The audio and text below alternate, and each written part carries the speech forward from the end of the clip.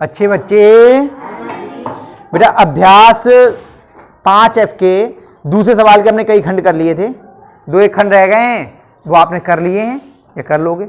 अब अभ्यास 5F का तीसरा सवाल हम लोग करते हैं।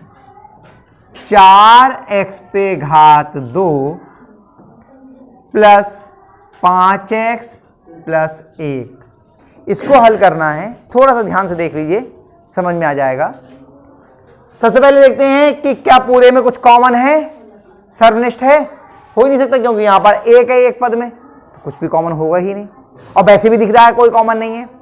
अब इसको हल करना है तो तरीका क्या था, हम देखते थे कि पहला और आखिरी पद इनके चिन्ह एक से हैं या अलग अलग, समान चिन्ह है, तो यानी जोड़ के लाना पड़ेगा। और कितना लाना है जोड़ के? 5। लेकिन उससे पहले एक चीज और देखनी पड़ती है। हम करते क्या है, अभी तक के सवाल में मैंने इसलिए नहीं बताया था आपको क्योंकि यहां पे जो 2 घात वाला पद था या x स्क्वायर जो था या a स्क्वायर जो था, उसका गुणक 1 होता था। गुणक कितना होता था? 1। यहां पे इसका गुणक कितना दिया हुआ है? 4। कितना दिया है?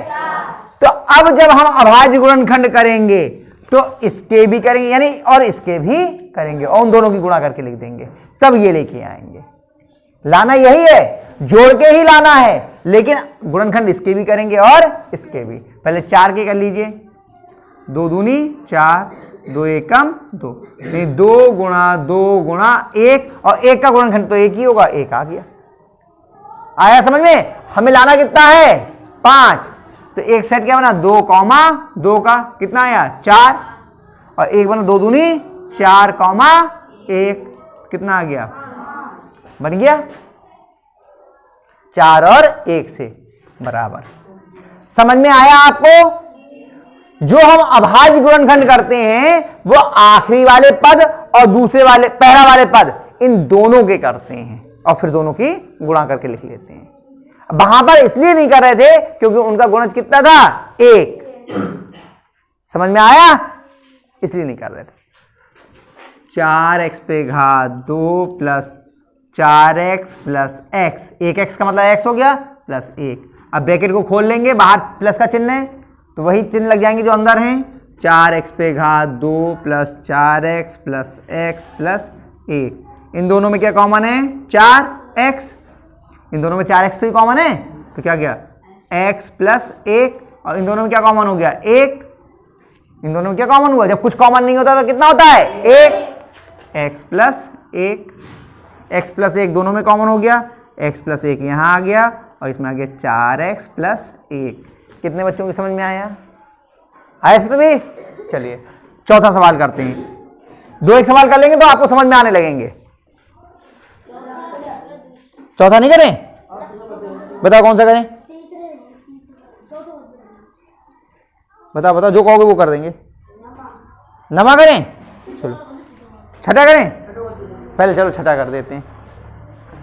छठा कर रहे हैं आप लोग? छठा कर देते हैं पहले, फिर नमा भी कर देंगे। पहले छठा कर देना फिर नमा कर देंगे। छठा क्या बोलो? 13 के पे, हाँ 37 के, हाँ माइनस 6। अब देखो इसमें पहले ये बताओ गुणनखंड किस किसके होंगे? एक तो 13 के होंगे और एक 6 के, और बाद में हमें जोड़ के लाना है 37 या घटा के, क्योंकि इसका चिन्ह और इसका चिन्ह अलग अलग है। 13 के अभाज्य गुणनखंड किए तो 13 एकम 13, और 6 के किए तो 2 तिया 6, 3 एकम 3, यानी कि क्या बन जाएगा? 2 गुणा 3 गुणा 13 गुणा 1। अच्छा ये सही है? लिख किया 6 का ही, धोखे में 16 लिख गया। वो लाइन खींचनी थी, वो 1 लिख गया। समझाया? देखो 2 गुणा 3 गुणा 13 गुणा 1, एक केवल एक ही बार लिखते हैं, 2 बार लिखने की आवश्यकता नहीं होती। अब लाना कितना हमें? 37, और घटा के लाना है। चलो एक बना 2 कॉमा 13 तिया 39 बराबर। बताओ घटाओ कितना आ गया? आ गया एक ही बार में। अगर ऐसे बनाओगे कभी गलती नहीं होगी, जोड़े बनाते जाओ, कोई ना कोई तो जोड़ा सेट हो ही जाएगा। हो गया? 1 2 बना, एक इन सबकी गुणा करी, 2 3 6, वो 3 13 3 39, 1 कम 39, 39 में से 2 गया 37। आगे देखो, अब कर लो, बराबर 13 के पे घात 2 प्लस 39 के माइनस 2 के माइनस 6 बराबर 13 के पे घात 2 प्लस, बाहर प्लस का चिन्ह है तो अंदर के ही चिन्ह लग जाएंगे, 39 के माइनस 2 के माइनस 6। इन दोनों में क्या कॉमन है? देखो 13 इससे विभाजित है तो 13 कॉमन हो गया ना, 13 3 39 होते हैं, 13 आ गया और के आ गया एक, 13 के कॉमन हुआ, इसमें क्या बचा के और इसमें क्या बच गया प्लस का 3। अब इधर कॉमन लेना है तो हम प्लस का लेंगे या माइनस का, पहले ये चेक करते हैं। यहाँ पे के प्लस का और यहाँ पे के काय का है माइनस का, तो हमें माइनस कॉमन लेना पड़ेगा तभी तो अंदर के चिन्ह बदलेंगे। एक तो माइनस कॉमन ले लिया और 2 देखो दोनों में कॉमन है, 2 से ये भी कटता है और 2 से ये भी, क्या और माइनस से प्लस हो जाएगा बाहर माइनस कॉमन होने से, 2 तियां। पर जब बाहर माइनस कॉमन ले लेते हैं तो अंदर के चिन्ह बदल जाते हैं, ये माइनस वाला प्लस हो गया, ये माइनस वाला प्लस हो गया। अब के प्लस 3 इसमें भी है, के प्लस 3 इसमें भी, के प्लस 3 कॉमन हो गया, इसमें क्या बच गया 13 के माइनस 2। आया समझ में कि भाई साहब आया? चलिए अब नमा करें, नमा, चलो नमा करते हैं। बोलो हर्षित, तुम ही तो कह रहे थे नमा बात पूछने को, बताओ। एक हैं?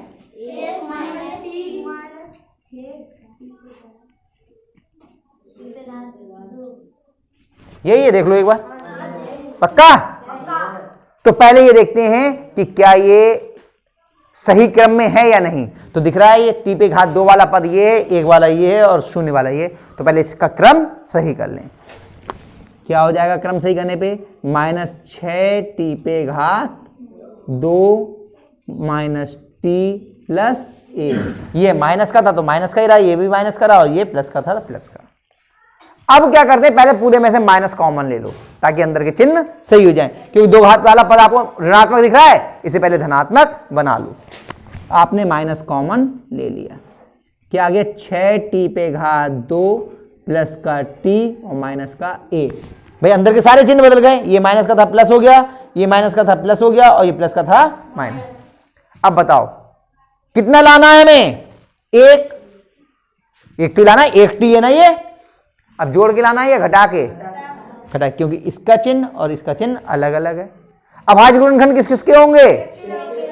6 के और 1 के।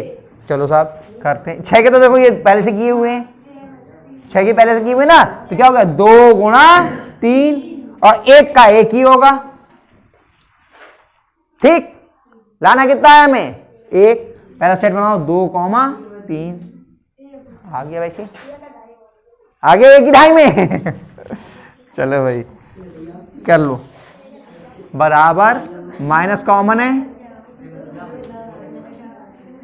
6 टी पे घात 2 प्लस 3 टी माइनस 2 टी और प्लस वो माइनस 1, यही तो हुआ। ठीक, बराबर माइनस कॉमन है, इन दो ब्रैकेट खोल लीजिए, बाहर प्लस का चिन्ह है तो अंदर के ही चिन्ह लग जाएंगे, plus 3 T minus 2 T minus 1। कोई परेशानी इतने में? सुमन आ रहा है समझ में? अब माइनस, इन दोनों में क्या कॉमन है? 3 टी, इसमें क्या बच गया 2 टी प्लस 1 और इन दोनों में देखिए प्लस का ही, अरे यहां पे माइनस का चिन्ह लगाना भूल गए। अब ये है 2t प्लस का और यहां काय का है माइनस का, तो चिन्ह काय का लेना पड़ेगा? माइनस का। माइनस का 1 कॉमन ले लिया तो 2t प्लस 1। ठीक है, अब 2t प्लस 1 कॉमन हो जाएगा, माइनस यहीं ले लो। बेटा कहां पर? यहां क्यों? इन दोनों 2t और ये माइनस का 1, इन दोनों में कॉमन क्या हुआ? 1 ही तो कॉमन है। क्या चीज बताओ? इन दोनों में क्या कॉमन होगा? 2t और माइनस के 1 में 1 ही तो कॉमन होगा, कुछ भी नहीं है कॉमन। कॉमन कहां है? 1 ही तो कॉमन है भाई। यहां पर 2 होता तब 2 कॉमन होता, या 2 से कटने वाली कोई संख्या होती, वही नहीं। 2t प्लस 1 कॉमन हो गया, इसमें क्या बच गया 3t माइनस 1। कितने बच्चों की समझ में आ गया? पक्का? और करवाऊं एक आध सवाल या इतने से कर लोगे? बाकी कर लोगे सारे? क्यों? ये अब सारे सवाल आप लोग खुद कर लीजिए, जो सवाल समझ में ना आए वो मुझसे आप पूछ लेना, ठीक है? उतार लीजिए।